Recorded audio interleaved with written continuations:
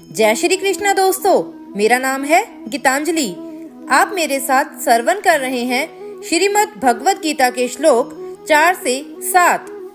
अत्र शूरा महेश्वासा भीमर्जुन समायुधि युयुधानो विराटश्च द्रुपदश्च महारथः दृष्टकेतुश्चकितानः काशीराजश्च वीर्यवान् पुरुजितकुन्तिभोजश्च शैब्यश्च नरपुङ्गवः युधामान्यश्च विक्रान्त उत्तमोजश्च वीर्यवान् सौभद्रो द्रौपदेयश्च सर्व एव महारथः अस्माकं तु वसिष्ठाये तान्निबोध बीजोत्तम नायकाममसन्न्यस्य संज्ञार्थं तान् ब्रवीमि ते।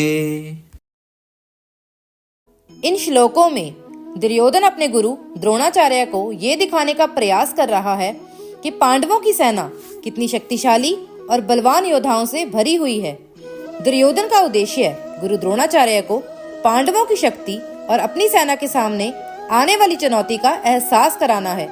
श्लोक 4, 5 और 6 में दुर्योधन पांडु पुत्रों की सेना के महान योद्धाओं का नाम ले रहा है। जब भी युद्ध होता है तो आप अपने सामने खड़ी सेना, उस सेना के योद्धाओं को जांचते और परखते हैं। वैसे ही दुर्योधन भी कर रहा है।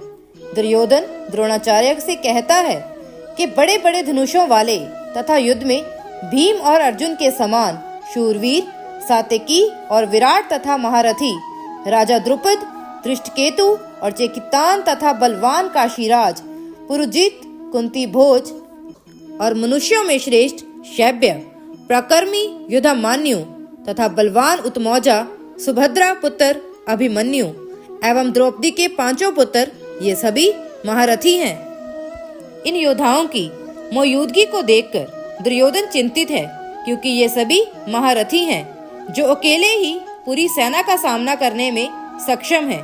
वे अपने गुरु द्रोणाचार्य को ये सब बताकर ये संकेत देना चाहता है कि ये युद्ध आसान नहीं होगा और कौरवों को इस चुनौती के लिए पूरी तैयारी से आना होगा। अपने समक्ष संकट को मंडराते देख दुर्योधन को पांडवों द्वारा एकत्रित की गई सेना वास्तविकता से अधिक विशाल प्रतीत होने लगी। अपनी चिंता को व्यक्त करने के लिए दुर्योधन ने ये इंगित किया कि पांडव पक्ष की ओर से महारथी, ऐसे योद्धा जो अकेले ही साधारण 10,000 योद्धाओं के साथ युद्ध करने के लिए सक्षम हो, युद्ध करने के लिए उपस्थित हैं। दुर्योधन ने पांडवों की सेना के ऐसे असाधारण योद्धाओं का उल्लेख भी किया जो अर्जुन और भीम के समान बलशाली महान सेना नायक थे, जिन्हें युद्ध में पराजित करना कठिन होगा। दुर्योधन यहाँ अपने गुरु को पांडवों की शक्ति का आकलन कर रहा है, ताकि उन्हें पांडवों की ओर से मिलने वाले कड़े मुकाबले के प्रति सचेत किया जा सके। इसी तरह से श्लोक 7 में दुर्योधन आगे कहता है कि हे ब्राह्मण श्रेष्ठ, पांडवों की सेना के योद्धाओं को तो आपने देख लिया, अब अपने पक्ष में भी जो प्रधान है उनको भी तो आप समझ लीजिए। द्रोणाचार्य की जानकारी के लिए शत्रु की सेना के बाद दुर्योधन अपनी सेना के जो सेनापति हैं उनके बारे में बताता है। श्लोक 7 में यहाँ कौरव सेना के प्रधान सेनापति द्रोणाचार्य को दुर्योधन ने सर्वश्रेष्ठ ब्राह्मण कहकर संबोधित किया। उसने जानबूझकर अपने गुरु को इस प्रकार संबोधित किया। द्रोणाचार्य वृत्ति से योद्धा नहीं थे, वे सेना शिक्षा के आचार्य थे। एक कपटी नायक के रूप में दुर्योधन अपने मन में अपने गुरु की निष्ठा पर निर्लज्जता पूर्वक संदेह कर रहा था। दुर्योधन के शब्दों में छिपा अर्थ ये था कि यदि द्रोणाचार्य पराक्रम से युद्ध नहीं लड़ते तो उन्हें मात्र एक ब्राह्मण ही माना जाएगा, जिसकी रुचि दुर्योधन के राज्य में केवल उत्तम जीविका अर्जित करने और सुख सुविधाएं भोगने की ही होगी। ऐसा कहकर अब दुर्योधन अपना और अपने गुरु के मनोबल को बढ़ाना चाहता था और इसलिए वह अपनी सेना के महासेना नायकों की गणना करने लगा। तो इन श्लोकों से हमें समझ में आता है कि जब हमारे सामने भी कोई भी मुश्किल आती है तो हमें भी उस मुश्किल से निकलने के लिए वो मुश्किल कितनी बड़ी है और उसे कैसे सुलझाया जाए, उसके लिए उसके बारे में हर एक पहलू से उसकी जानकारी रखनी चाहिए। उस मुश्किल से निकलने के लिए हमारे पास क्या क्षमता है और हम अपनी किस विशेष क्षमता से उस मुश्किल से बाहर निकल सकते हैं। तो आइए दोस्तों, इन श्लोकों से हम वर्तमान समय में क्या शिक्षा ले सकते हैं, इसे एक कहानी के जरिए समझते हैं। एक शहर में एक लड़का रहता था जिसका नाम था रवि। वो बहुत ही मेहनती युवक था जिसने अपनी पढ़ाई में हमेशा अच्छे अंक हासिल किए थे। उसके परिवार को उम्मीद थी कि वह एक बड़ी कंपनी में अच्छी नौकरी पाएगा और घर की आर्थिक स्थिति को सुधार देगा। एक दिन रवि को एक प्रतिष्ठित कंपनी से इंटरव्यू के लिए बुलावा आया। ये सुनकर उसके घर वाले खुश हुए, लेकिन रवि के मन में चिंता और डर बढ़ने लगा। उसे ये डर सताने लगा कि अगर वह ये इंटरव्यू में असफल हुआ तो उसके परिवार की उम्मीदें टूट जाएंगी और लोग क्या कहेंगे। इंटरव्यू के दिन रवि का मन बेचैन था। वह डर और दबाव महसूस कर रहा था, ठीक वैसे ही जैसे महाभारत के युद्ध में दुर्योधन अपने दुश्मनों की ताकत को देखकर चिंतित हुआ था। गीता के पहले अध्याय के श्लोक 4, 5 और 6 में दुर्योधन अपने गुरु द्रोणाचार्य के सामने पांडवों की सेना के प्रमुख योद्धाओं का वर्णन करता है। वह अपनी सेना की ताकत को आंकते हुए भी चिंतित था, क्योंकि उसे पांडवों की सेना की ताकत और उनकी रणनीति का डर था। उसी तरह रवि भी अपने डर और दबाव से घिरा हुआ था, मानो उसकी खुद की काबिलियत पर विश्वास कम होने लगा था।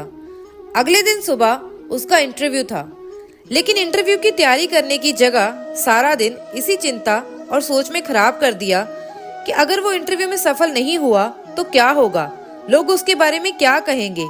ऐसा सोचते सोचते ही रात में रवि को अपने एक शिक्षक की बात याद आई जो उन्होंने क्लास में कही थी। डर को भगाने का सबसे अच्छा तरीका है उसका सामना करना और खुद पर विश्वास बनाए रखना। उसने सोचा कि अगर वह अपनी असफलता के डर से घबराएगा तो वह अपने सर्वश्रेष्ठ को सामने नहीं रख पाएगा।